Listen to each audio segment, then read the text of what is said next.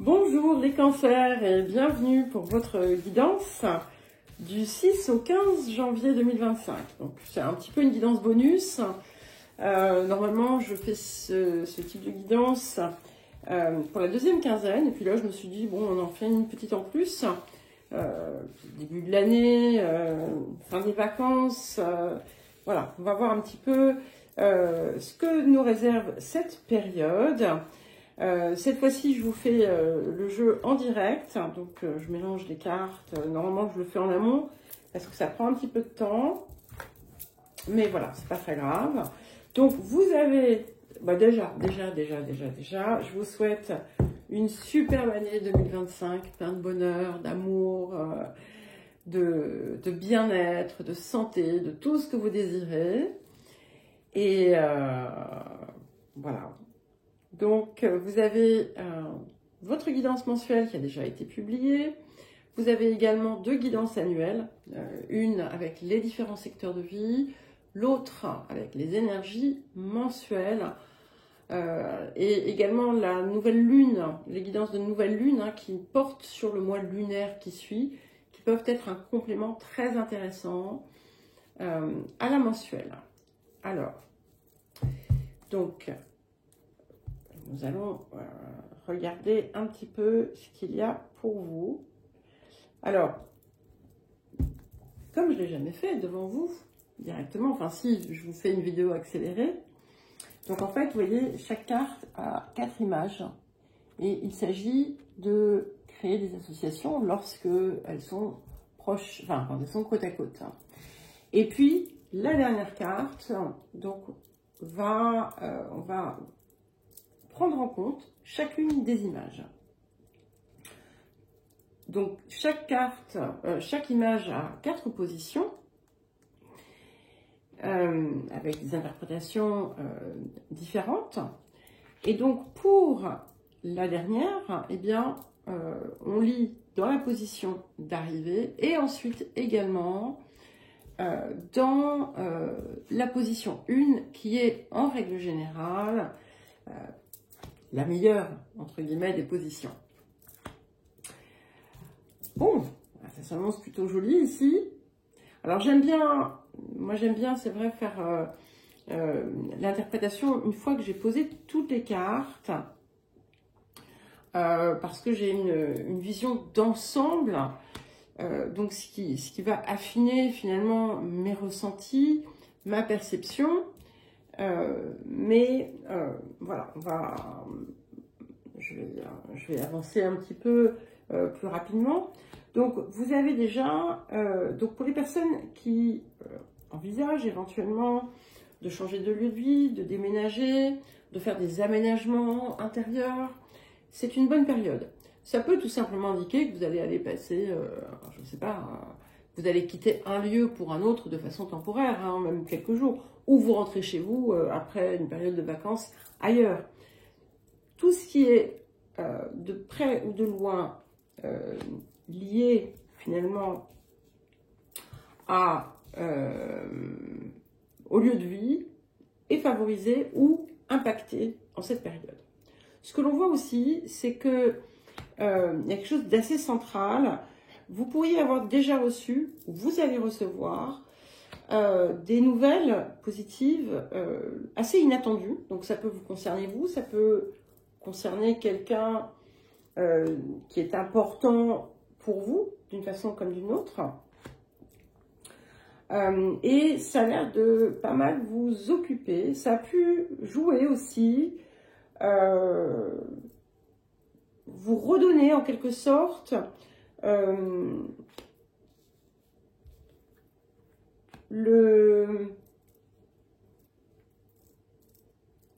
quelque chose que vous aviez perdu.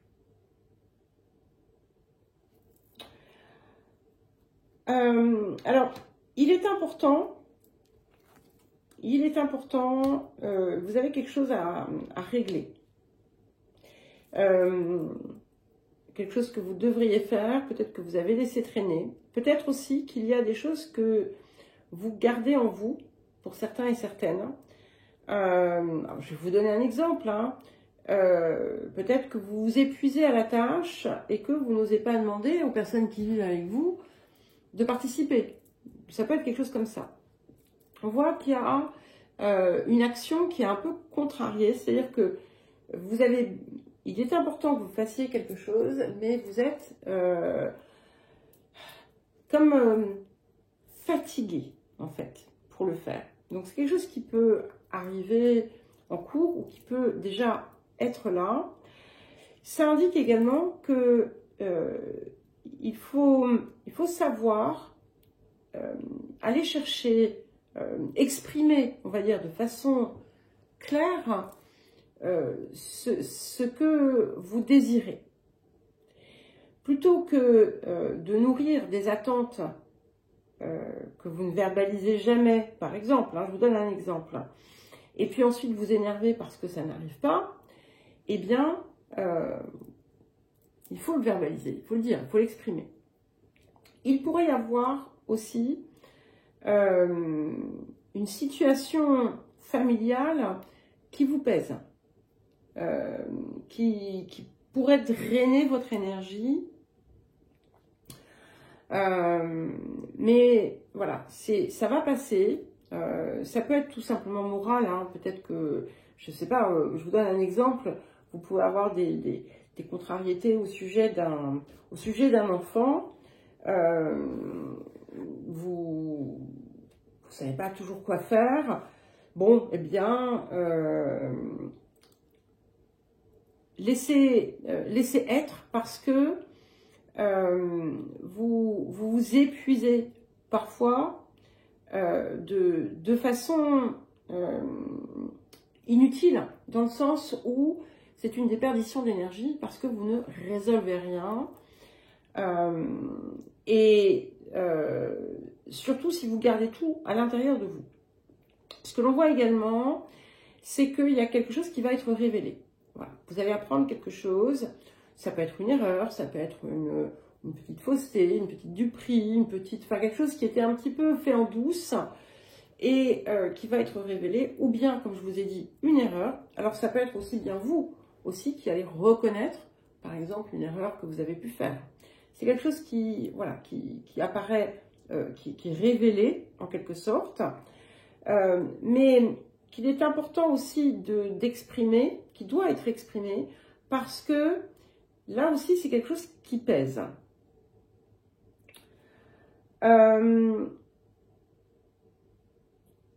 Et il y a possiblement une situation d'ailleurs autour de laquelle vous allez être amené à trancher.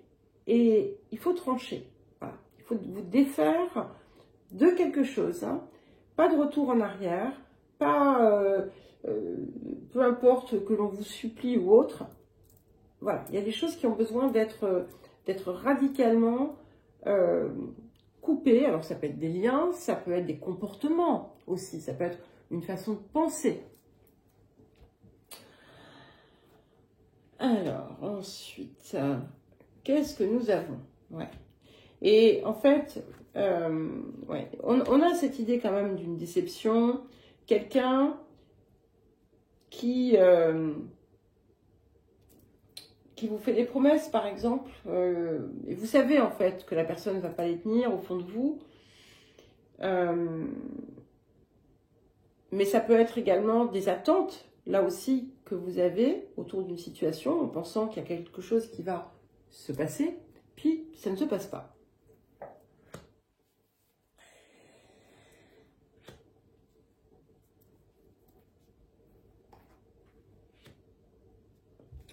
Ok. Bon. Alors, si vous avez un voyage à faire ou un déplacement, c'est un bon moment pour le faire. Ça devrait bien se passer. Donc il y a des secousses émotionnelles. On a les secousses émotionnelles en cette période. Un petit peu. C'est assez central et c'est général pour beaucoup de signes. Mais c'est ce qui permet aussi de mettre fin à certaines choses, de restructurer aussi certaines situations, de les remettre, de les recadrer, de remettre les choses à leur place pour vous. Parce qu'en fait,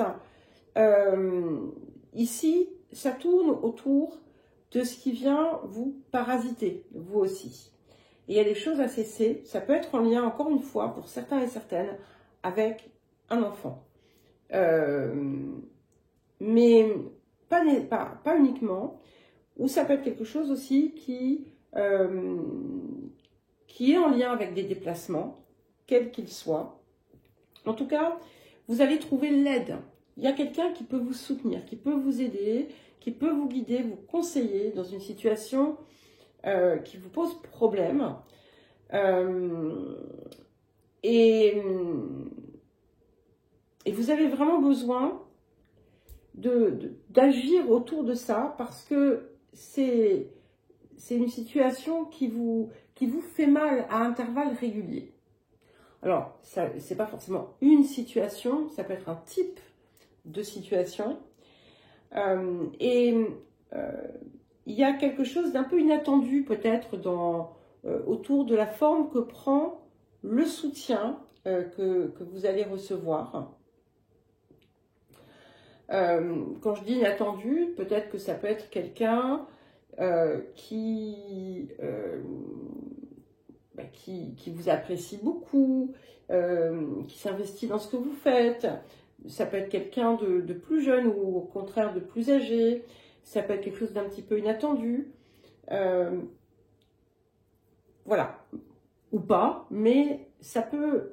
Il y a des possibilités. Et c'est important finalement de ne pas mépriser le soutien qu'on vous apporte. Il a de la valeur, il est important. Et si vous avez des inquiétudes matérielles, n'ayez crainte parce que ce qu'on a quand même, et c'est dommage parce que finalement quelque part, on a ce truc-là au centre qui vient un petit peu polluer votre bien-être général parce que on est quand même sur une période d'expansion, d'amélioration, les choses roulent en quelque sorte, mais il y a ce truc qui vient qui vient un petit peu vous empoisonner l'existence. Donc, sachez, voilà, vous saurez normalement de quoi il s'agit. Et je pense que là, il est temps de trancher autour de ça. Enfin, vous faites ce que vous voulez, bien entendu. Hein. En tout cas, ça va s'y prêter. Vous pourriez avoir un cadeau, une invitation, vous retrouver à manger avec quelqu'un qui, justement, est de bons conseils, par exemple. Alors, voyons voir ce que nous avons d'autre. Je prends 2 cartes de ce jeu pour voir les points que vous pourriez éventuellement travailler en cette période. Donc, ça va peut-être apporter un complément d'information autour de ce que nous avons déjà, ou parler d'autres choses. Donc, je prends 2 cartes. Et puis, on va regarder ça. Ah bah, vous en aurez 3, vous. Allez, cadeau pour les cancers. Donc, ça ne veut pas forcément dire plus de travail. Hein. Il fait sombre, hein. Je vais voir si je ne vais pas allumer la lumière. Alors, nous avons la carte de la gêne. Nous avons la carte de la jalousie. Et c'est magique, c'est pour ça qu'il y a 3 cartes. Nous avons la carte de la guérison.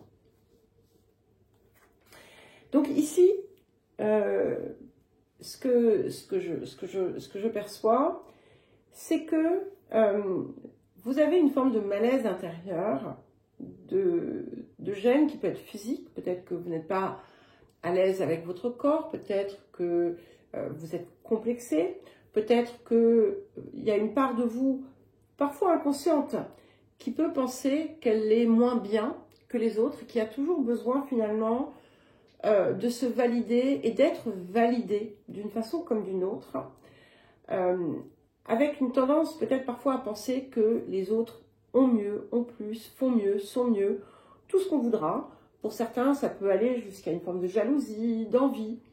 Tout ça peut être aussi en lien avec une forme de compétition. Et du coup, finalement, ça peut bloquer certaines relations. Ce que ça m'indique aussi, c'est que pour certains, eh bien, vous travaillez en opposition autour d'un même intérêt. Donc là, je vais reprendre l'exemple de l'enfant parce que ça me vient spontanément.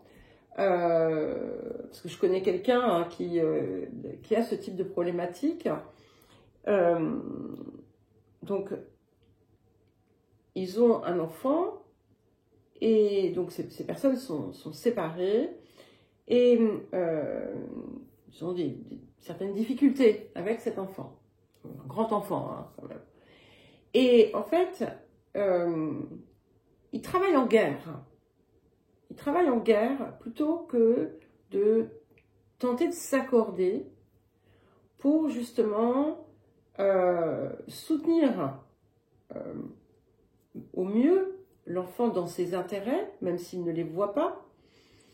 C'est un enfant qui est adulte, hein, qui est majeur quand même, et qui, voilà, qui est un peu perdu dans sa vie, qui fait parfois des erreurs. Et peut-être qu'ils ont besoin de discuter ensemble, en mettant de côté finalement leurs oppositions et leurs querelles personnelles, pour, en laissant aussi l'ego, parce que l'ego, malheureusement, ici, prend beaucoup de place, de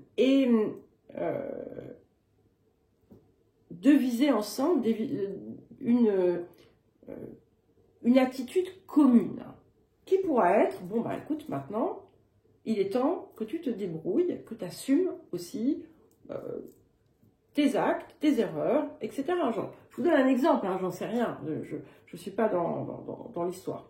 En tout cas, peu importe, donc ça peut être quelque chose comme ça, mais ce n'est pas forcément ça. Ce que je vous ai dit au départ est juste également, d'accord, pour certains et certaines, il y a cette espèce de gêne par rapport à soi, mais qui parvient, qui se guérit, qui se dépasse. Donc ça va être si vous ressentez ça, ça va être important pour vous peut-être de travailler autour de ça, peut-être d'aller chercher du soutien extérieur pour y parvenir, mais en tout cas, ça va être une période favorable à véritablement vous défaire de cela. Eh bien, écoutez les cancers, je vous souhaite une belle deuxième quinzaine, une belle première quinzaine de janvier. Je vous embrasse et je vous dis à très vite.